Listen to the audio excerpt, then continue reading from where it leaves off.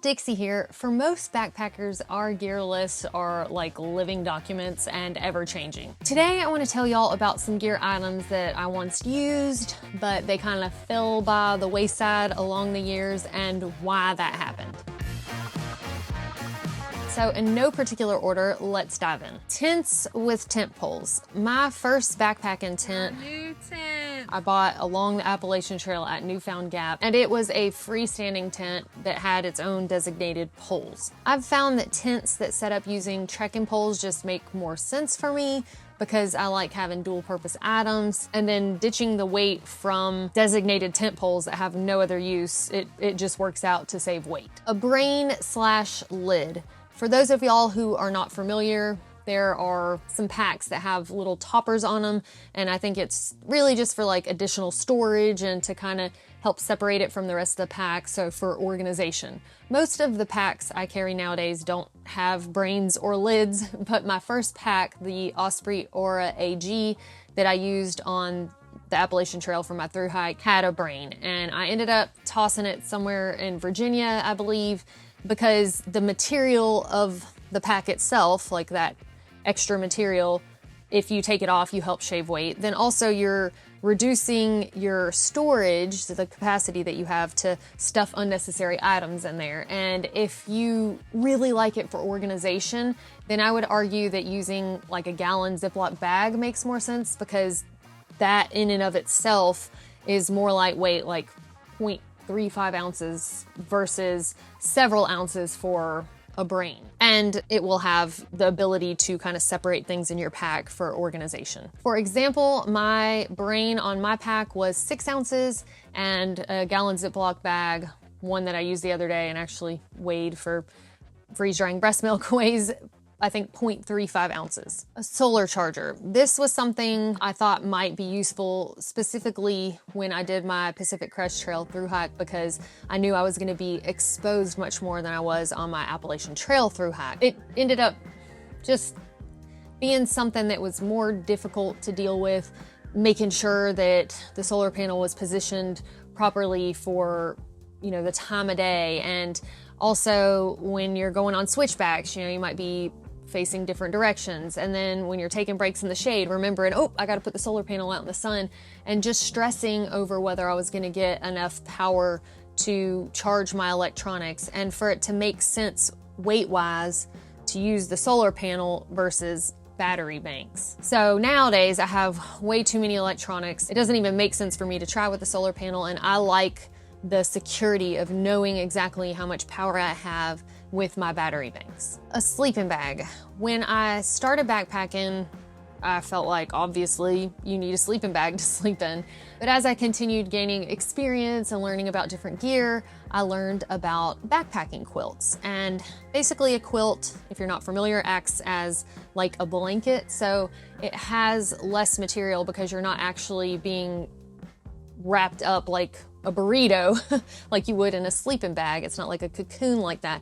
So it eliminates the fabric and the filler material that would be under you being compressed and not really keeping you warm anyway. So backpacking quilts tend to be more lightweight than sleeping bags for the same temperature rating. Also, I move a lot when I sleep, and it's a little easier to move around in the quilt versus the sleeping bag. Not to mention, I also really appreciate that they are more packable, so they take up less space in your pack, and therefore you could end up saving more weight in the long run if you need a smaller pack because you have less stuff. If you want to learn more about sleeping bags versus quilts, because I kind of just went over that very quickly, the Cliff Notes version, then I will link to a video that I've done with more detail in the video description. Next up is shorts. I rocked the Patagonia Barely Baggy shorts for thousands of miles.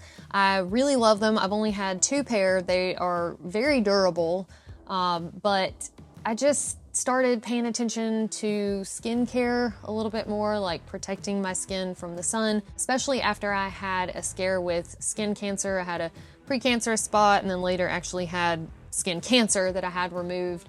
So I've just started covering up a little bit more, and now I prefer to hike in leggings. Next up is a pocket knife. I used to love my Gerber Paraframe pocket knife. I carried that thing all through college, And then when I started the Appalachian Trail, I had that in my hip belt. But after I was gifted an MT Knives neck knife, the Genesis, I realized how convenient it was to have the knife like right there, easily accessible, whether it was to cut summer sausage or whether I wanted to feel a little safer while I was hitchhiking. You know, I'd have a knife tucked down in my shirt. It's always there if you need it or when you need it. So I haven't gone back to my old pocket knife. And I mean, if we're being real, the MT Knives neck knife is just way more of a quality blade in general. For the Arizona Trail, I should mention, I am thinking about carrying, Patrick has come out with a new little knife called the Talon. It's a smaller blade, and I think it's better suited for women because we tend to have more in the chest area getting in the way. So I'm probably gonna test that one out for the Arizona Trail, and I will let y'all know what I think of it. Pack cover. They are wasted weight, like the thing itself, several ounces in your pack. They do not actually waterproof your pack because water can still go like everywhere, down your back, down your neck, you know, sideways rain, whatever. They don't waterproof your pack. And then some of them actually hold water themselves, like your pack gets soaked anyway, and then I've seen water like collecting like a dirty diaper in the back of a pack cover. I think they are pointless in general, regardless of pack material, but also my pack is made of Ultra 400X, which is waterproof and doesn't really absorb water, so it's extra pointless. If you truly want to waterproof your pack and go with an even more lightweight option, I recommend the Nylofume pack liners that you can get. They are cheaper and more lightweight. And then you just put it inside your pack, put all your stuff in there and roll it down, and then your pack is truly waterproof, well, at least the contents inside. The next thing I want to talk about that I have ditched along the way is down products. This one was actually really a bummer. I found out I was allergic to down, and I had a lot of issues with my face swelling up while I was backpacking, and it got increasingly worse when I went on this trip to the Grand Tetons. So I did some allergy testing, found out I was allergic, and so I cut down puffy coat, down quilts. I had even started using down booties, so all that stuff I had to replace with some synthetic options. Thankfully, there are some lighter weight synthetic options out there. They're not as light as down when it comes to the warmth to weight ratio, but you know, it's better than looking like a completely different person when I go backpacking and feeling miserable. Next is hammocks. My first backpacking shelter was actually a hammock. Now, I know for anybody who's familiar with this channel and also a hammocker, like a true hammocker, they probably just cringed because, to be fair, my first hammock setup was pretty shoddy. It just wasn't a great idea to have no experience and then to go through hiking with a hammock on the AT, so I know that I really didn't quite give hammocking a fair shake at that time. Since then, I have gone backpacking in better setups. I went with a setup that, you know, was kind of an all-in-one, all from one company. I also got different components from different places to go with like the most lightweight setup I could, because that was one of my complaints, that hammock setups are just heavier. But at the end of the day, hammocking just isn't for me. I like being a ground dweller. I like my tent. I like being able to spread things out. I like being able to roll around and like easily change in privacy. It's just, you know, easier for me. The only time I could see myself using a hammock again would be if I was so big, miserably pregnant that I didn't want to get up and down off the ground and, you know, in and out of my tent. I did camp in one while I was pregnant, and you know, it was nice and comfortable, but they're just not for me. Next is gravity filters. I did love the convenience of my platypus gravity filter when I was on my thru hike of the Appalachian Trail. It was nice being able to collect a good amount of water, hang it up in a tree, and let gravity do the work for me. But this was at a time where I was still using the Sawyer Squeeze as like a squeeze filter. I was sitting down and squeezing all of my water through the filter into a clean container. And I've just kind of changed up the way that I do things. This was kind of forced because when I went on the Pacific Crest Trail, I noticed that there just weren't a plethora of good trees to hang a gravity filter from. So I thought about, might as well go back to the Sawyer Squeeze because it's just a few ounces and the platypus gravity filter was much heavier. So if I couldn't really find trees and stuff like that easily to hang it from, it didn't make sense. So I was gonna go back to the Squeeze, and that's when I learned that you can actually hook it up to a smart water bottle and drink through it. And ever since I found that out, that's just super convenient. It really doesn't take a whole lot more time. You can argue like you can't chug water, so it takes a little bit more time to drink it, but when you're hot and out in the desert anyway, pacing your water probably isn't a terrible idea. I just know that if I chug too much, sometimes, I make myself sick. So anyway, I don't like having to rely on, am I gonna find trees or am I gonna have to stand here and hold this thing? Also, cutting weight is a big deal for me. I do like being comfortable, but if I can cut the weight and not, lose a lot of convenience, then I'm gonna do it. Boots. I feel like I have really given this one hell over the years, but I started my AT thru-hike with a pair of normal hiking boots. Like you think about, I'm gonna go on a hike, I need hiking boots. But they were just clunky and heavy and not super comfortable. I mean, these were on the more comfortable side of hiking boots, I would say. But boots are just not for me. They take too long to dry, and like I mentioned, they're just not comfortable. Also, my boots caused me to have tendonitis of my Achilles, and so I ditched them for trail runners and have never gone back.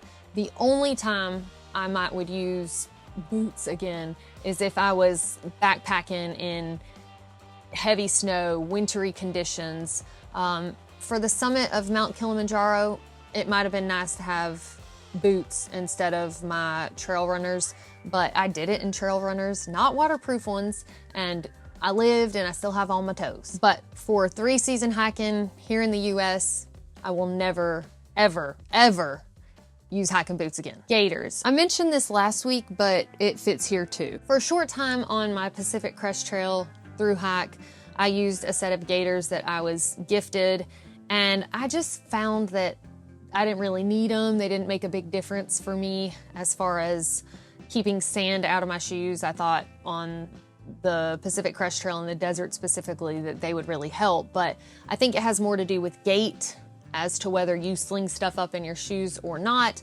and I just didn't like having an additional thing to fuss with. Last but not least, camp shoes. This one I really did enjoy as a luxury item, but I ditched them on my thru-hike of the Pacific Crest Trail to save weight. I was not having such a great time. My knees were really swollen, so I felt like to help my body along, I needed to get as much weight off of my back as possible.